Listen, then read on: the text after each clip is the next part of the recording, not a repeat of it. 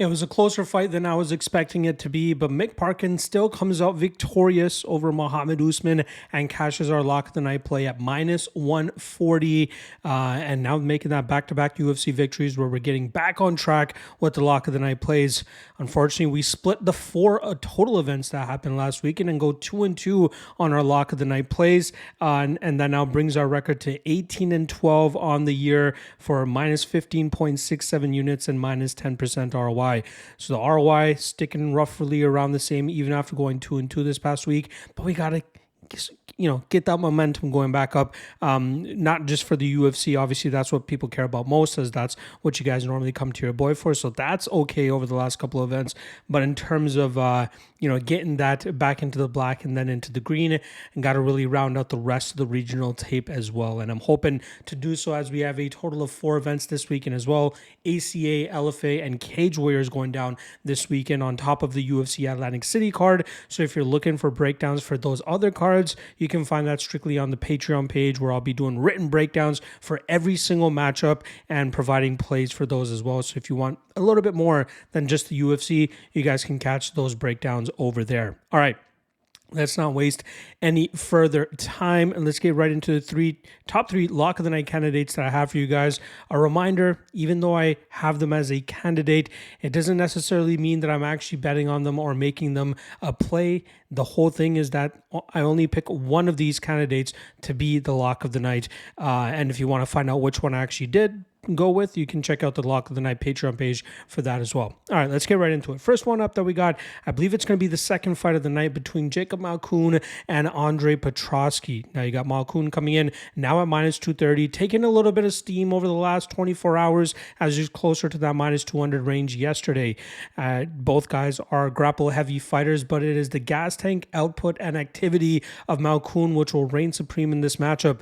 Obviously, Petroski is very dangerous in the early goings of fights, and he has some decent power, will likely have the slight striking advantage here strictly due to the power that he possesses, and the chokes that he's able to latch on to early in fights are going to be very tough. Just ask Nick Maximov.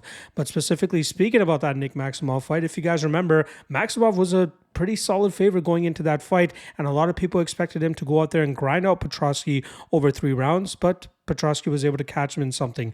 Luckily with Malcun, I think we'll see Malcun showcase a little better submission defense, a little better entries, but it's going to be his ability to scramble, create high output and high activity moments that's going to cause Petroski to slow down. And even though Petroski, I've long said that he has a cardio issue, he goes along the lines of Miles Johns and Yoel Romero, where he still, he shows horrible body language late in fights, but does enough to usually squeak by his opponents. But that's when he's not facing guys with high activity and high output, like we saw when he fought Aaron Jeffrey, like we saw when he lost against Brian Battle. And I think that we'll see Malcun put that high activity level on him here that's going to cause him to slow down and give up the second and third round just based off of control and hopefully some damage that Malcun can really thrust on him here. So give me Malcun as a first lock of the night candidate, either to win this in the third round or to win it on the scorecards. The second lock of the night candidate is going to be Bill Algeo, who comes in at minus 235 as he takes on Kyle Nelson. Now, Nelson's on a 2-fight winning streak and has been looking pretty decent, especially with how he was able to defeat Fernando Padilla last time around. But I think that Bill Algeo will cause a lot of issues for him. There's a lot of lateral movement, a lot of kicks, and unorthodox striking techniques from Algeo that I believe is going to cause Nelson some frustration and a lot of confusion in terms of how to get his own offense off. I think Algeo is in the best stage of his career at this point in time. He's 4-1 over his last 5 fights, and that one loss that he took to Andre Fili could potentially have been a fight that was scored in his favor, but I think that we'll see much better work from him here against Nelson, who really needs he has improved his ability to close the distance and get some shots off, especially in combinations, but I think he's going to struggle with the speed and movement of Algeo, which will cause him to really whiff at air, allowing Algeo to counter him correctly. I really like Algeo in the spot to go out there and do what Algeo has been doing recently. High output, unorthodox movement, a lot of lateral movement as well, and that should open up some spots for him to take advantage of Kyle Nelson.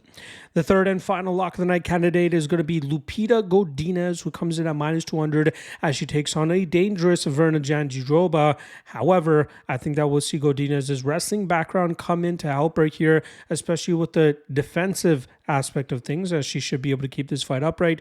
And we see her striking improving at a very steady rate, and I think that will see her showcase that to its fullest extent this weekend.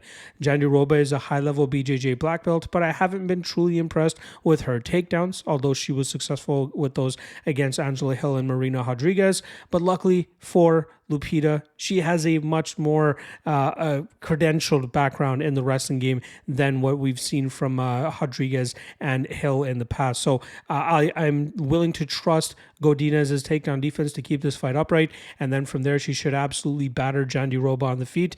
And I wouldn't mind even taking a little bit of a sprinkle on her knockout prop to see if she can cash that plus 750. But I think she has enough skills to keep this fight in the striking realm where she should have a significant advantage over Jandiroba here. So give me Godinez, and Godinez knockout decision, whatever it might be, but minus 200, not a bad spot to take considering the advantages I expect her to have in this matchup. There you guys go. Top 3 lock of the night candidates. Which one did I end up going with as the official play? Check the Lock of the Night Patreon page to find that information out. Otherwise, I will see you guys tomorrow for the top 3 Dog of the Night candidates. See you then.